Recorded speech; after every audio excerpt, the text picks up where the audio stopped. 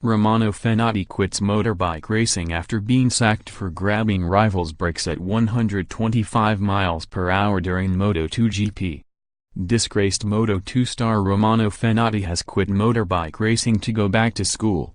Fenati, 22, hit the headlines over the weekend when he grabbed the brakes of rival Stefano Manzi's bike as they raced at 125 miles per hour during the San Marino Grand Prix.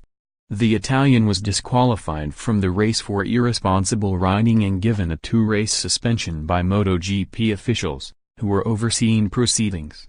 But the consequences have since got far worse for Fenati. His Maranello Snipers team had already terminated his contract before the FMI, Italy's motorcycling racing federation, revoked his license on Tuesday. Romano Fenati is suspended from all sporting activity with consequent withdrawal of his racing license, an FMI statement said, but did not confirm the length of his suspension. Fenati followed up the news by telling Italian media that he was leaving racing in order to continue his studies elsewhere. "Now, I'm going back to school," he said. "With a cool head, I say that I will not race anymore, but I do not really know how I would see myself in 5 years. At the moment, I just want to put all this behind me." 24 hours earlier, Fenati had issued a statement on his official website to offer his apologies to Manzi for his actions. "I apologize to the whole sporting world," he said. "This morning, with a clear mind, I wish it had been just a bad dream. I think back to those moments, I made a disgraceful gesture. I was not a man. A man would finish the race and then go into race direction to try and get justice for the previous episodes. I should not have reacted to provocations. The criticisms are correct and I understand the resentment towards me. I want to apologize to everyone who believed in me and all those who felt hurt by my actions.